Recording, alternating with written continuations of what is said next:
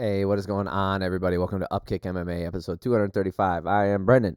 All right, Bellator 292 prelims. All right, if you're looking for the main card, the main event, and all the breakdowns of those four fights, that's in the last video. This is going to cover the prelims. So Enrique Barzola versus Erik Perez, Josh Hill versus Caspel, Khalid Murtazaliev versus Tony Johnson, and the rest of the prelims. We will cover those in just a second. Real quick, if you like MMA, like podcasts about MMA, you like fight breakdowns, you like all those things, subscribe to the channel so the next videos coming out. I do 2 or 3 videos every single week breaking down all the fights from Bellator, UFC, I do PFL, 1FC, and the like. Cool, let's go. Enrique Barzola versus Erik Perez. This fight was actually pretty good. So, again, I'll give you, if you're looking for a specific fight breakdown, it's in the timestamps down below. I'm a little groggy. I did stay up late last night recording after the main event. And my daughter had a birthday party over here. So this fight had its moments that was more exciting than the prelim was kind of a stinker. This whole event, it was a slog. I wasn't energized watching it. I wasn't excited for a lot of the fights. That part of that's on me, but part of it's also, there was just a lot of analytical MMA. Right, lots of leg kicking, safe takedowns, jabbing, and that's fine. I mean, obviously in the main card we had some crazy shit happen, but as far as in the prelims, there wasn't so much of that. So Perez was using the low kick early on. He was using the low kick early. They were kind of at a standstill with the hands. Barzola landed. He was landing a little bit with some 1-2s. There were some more low kicks from Perez. Barzola stuck some straight punches out there, right into Perez's face, and then he ended up getting the takedown. So Barzola finished the round getting on top again with great pressure against the fence. I gave that round to him, easy peasy. 10-9. Second round here. Barzola Barzola landed a really great right hand that sent Perez staggering back. So I believe I do have a replay of that right here. Pop, right there. That one. He didn't end up getting the finish from that, but that was the biggest shot of this fight. Barzola kept the pressure on. He landed some really tight combos. Perez was standing still, throwing down, but Barzola eventually worked for the takedown again. Barzola put on the pace and he just was unrelenting in the entire fight, but especially in this round. There wasn't much that came back at him, so he didn't take much damage. So I had him up 20-18, and then the last round, Perez was having a better round, staying in the middle and not getting tagged, but then he gave up the takedown. So Barzola ended up staying on the back for the rest of the round. You could give him a 10-8 for this round. I wouldn't.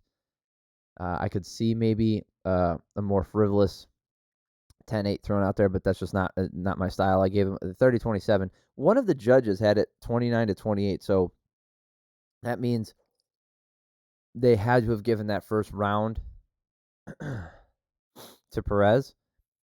I don't get it. That's bad. Again, I try to mention this stuff when I can because it's not a common talking point, and since I'm covering all the fights anyway, I might as well get into all the stupid details. But when you have a fight like this, where, in my opinion, each round is very easy to score, and the right guy ends up winning, but one judge has a dissenting card, meaning he gives an off round to somebody. So this specific example, he gave that first round to Erik Perez. I think this is just as bad. I've mentioned this before, so if you're used to me saying, I'm not going to harp on this too long, but there really needs to be some more talking about this, right? This needs to be brought up a little bit more than it has been. We can't just discuss it when the decisions don't go our way or the decision is affected by a stray scorecard.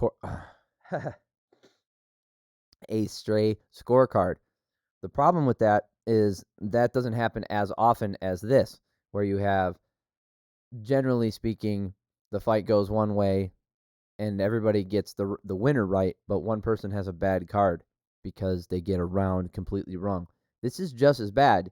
He's just lucky in this case that the other two rounds were so easy to score and the other two judges had it going the right way. So his scorecard is going to fly under the radar. Nobody's ever going to care about it.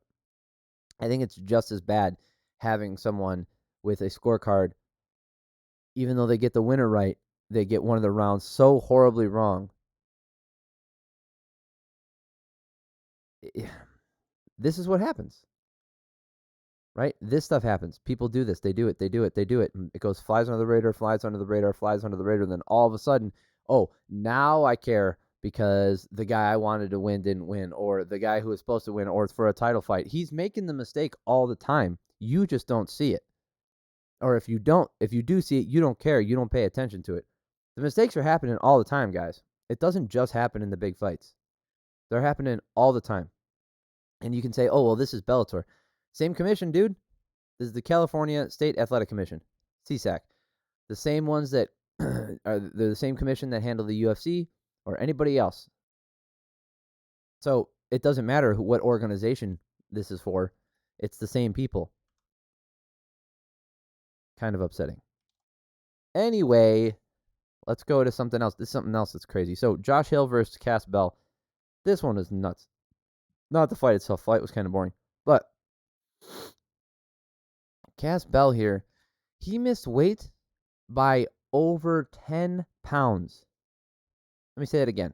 He missed weight by an entire weight class. They were supposed to fight at 135, which is what it says their last weigh-in weight was. He weighed in at 145.2. 140, not even under 145. So he's at the, I mean, he's within weight for featherweight, but that's not even close. And then Hill ends up weighing in at 136.6, just so he can be classified as a featherweight, because if he weighs in under that, the commission won't call it that. Anyway, that's horrible. I don't know what happened. I don't know if he gave an explanation for it, but that's horrible. I mean, I don't know how much of his purse he ended up giving up. I didn't see, but it should be most of it. Anyway, they traded kicks early with Hill going low, and Bell was going low, but he also went to the body. Hill got a takedown with 40 seconds left in the round. They both kind of throw like crazy when they're on the ground there, but in that situation, it's the guy on bottom, even though he's throwing like crazy and he's doing stuff, it's still kind of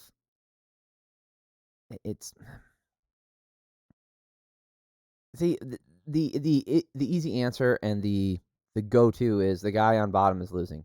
If they're both doing the exact same thing, the guy on bottom is losing. But what if the guy on bottom is throwing cutting elbows, really hard elbows, and the guy on top's barely landing pity-patty punches? Especially if it's happening real fast, you might say, oh, well, the guy on top's winning. Is he, though? In this scenario, I had it about even, and since positional dominance takes place, or takes precedent then, I gave this round to Hill. I gave him a 10-9. I thought it was so close. They didn't really throw too much. Second round here, there was like this weird clinch. It's like a 50-50 clinch the entire time. They were in the middle of the cage. They were a little bit against the cage, blah, blah, blah. They traded knees for a while. Bell was digging to the body with kicks. They looked to bother Hill, and then they went back to the 50-50 clinch. And since the majority of this round was in that 50-50 position, the big kicks made the difference for me, which is why I gave this round to Bell. So I had it 19-19 going to the third. And they were trading kicks, and every so often they would land up top with punches, but Bell was getting the better shots and moving forward more. So Hill got a takedown at the end of this round, but I didn't think it was enough for him for it to sway the decision in his favor. So I gave this to Bell, even though he obviously missed weight and blah, blah, blah. So I had it 29-28 for Bell. It was a split decision.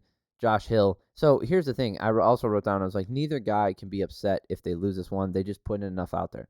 They didn't put enough out there. So if you go into a fight and you're not putting out enough offense, and then it comes down to the wire, and then one of the judges' scorecards doesn't go your way, or two of the judges' scorecards don't go your way, well, now all of a sudden you're dealing with a situation where, like, who's really to blame there?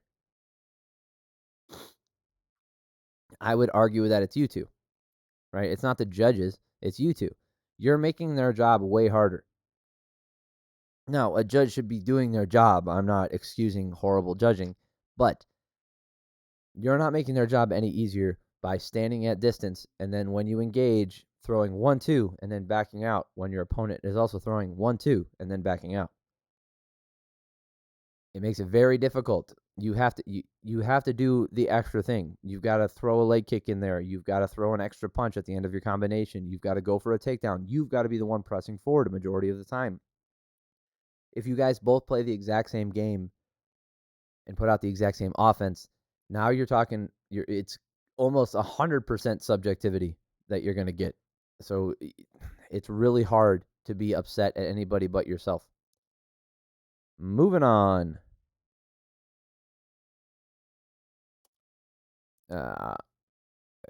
Khalid Murtazaliev versus Tony Johnson. There was a nice cup shot from Murtazaliev, and it was the most significant strike of the first round, pretty much for the first 2 minutes. Khalid ends up getting a takedown after they start back up. There wasn't a ton of damage, but he was controlling for the majority of that round. And then in the second round, big swinging misses from both guys until Murtazaliev ended up getting a takedown, and that was the rest of the round. So I had him up 20-18. Then in the third round, you rinse and repeat. Murtazaliev ends up getting the takedown yet again, and Tony Johnson can't get off his back. Is there any highlights here? No, it's just him getting his hand raised. That doesn't show me anything. Not much in this one. If you didn't watch this one, you could probably skip it. It's not worth going. It's not worth going back to watch. Good win for Murtazaliev. Okay, I'm gonna try to pronounce his name, and forgive me. Dovletdzhan Yagshimuradov versus Julius Anglickas. Dovletdzhan. Yeah. Okay. This guy, Dovletdzhan Yagshimuradov. I think he comes from Turkmenistan. I don't know if that is a common Turkmenistani name. If it is, I am sorry. I apologize for my horrible mispronunciation. So, one of the things for this fight, Chris Lieben was the one of the judges. All right, I'm down. I like it. Yeah, I like that Chris Lieben is involved. I like, the fact that Frank Trigg is one of the refs now. I like these fighters going back and getting involved in the sport in that kind of capacity, in the commission capacity, instead of just going into coaching. I'm going to call him Yagshimuradov. I can pronounce the name, but he was going with hard low kicks to start. Anglickas is landing some straight right hands. Yag was landing well, and then with the 1-2, he landed it like 3 times in a row, each time staggering Anglickas. I'm going to call him Julius because I'm going to screw it up too many times. Not that I can't pronounce it, I can, but it just doesn't roll off the tongue mid sentence here. So nice left hook, right uppercut from Yag. He was handling this round really, really well, and he got a single leg, and then he lifted him up over his back and then slammed him down. It was really freaking cool for that huge slam down. I gave him a 10-9 for that first round. Julius was pressuring like he did in the first round, but in the second round it's much more effective. He started throwing some big right hands and a hard low kick. The leg kicks for Julius were adding up, and Yag was landing jabs really well. Julius got out to such a good start in this round, and Yags wasn't able to do much even with the last 20 seconds, even though he got a takedown. So I had it 19-19 going into the third round. Trading early to start in this last round, back and forth with the jabs and straights. Yags was landing more consistently, and the power shots seemed to be about even through halfway through this last round. And then Yagshimuradov ended up getting the takedown with 70 seconds left and stayed there for the rest of the round. So I ended up giving him 29-28. So all 3 judges gave this one 30-27. And I did not see that. I thought that second round was Julius's round. I felt like he did more damage. I could be way off. Maybe I missed something that they saw. Maybe I missed one punch that they landed. But it was interesting to see that 30-27. I don't think this one is as egregious because that second round could have been swayed by that last that takedown. The fact that all 3 judges saw it that way doesn't necessarily mean they're all right, but this is less egregious than that stray 29-28 card we talked about earlier. Nice win for the Turkmenistani. Moving on, Laird Anderson versus Rogelio Luna. It's not Rogelio because he's not Brazilian. But anyway, Anderson landed a great left straight and eventually got the body lock takedown. Anderson transitioned to the back and threw the body triangle back and forth and eventually put Luna to sleep. We might have a video here.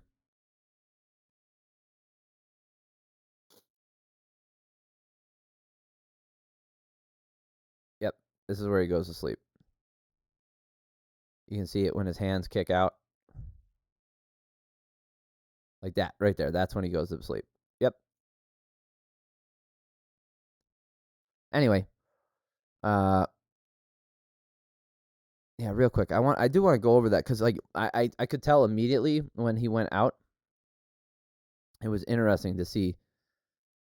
But this fight, it wasn't very long. It took place pretty much on the ground. And then you can see it right as his arms kick out. Like he throws those punches. Now he's asleep.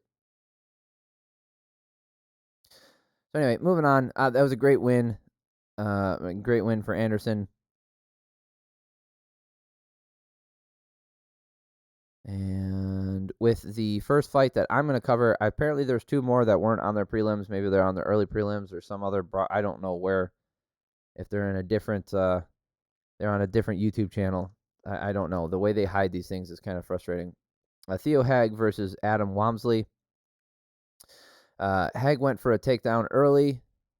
Do these guys have pictures? Theo Haig does. Nope.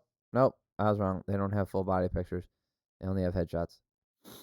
And Adam Wamsley does not.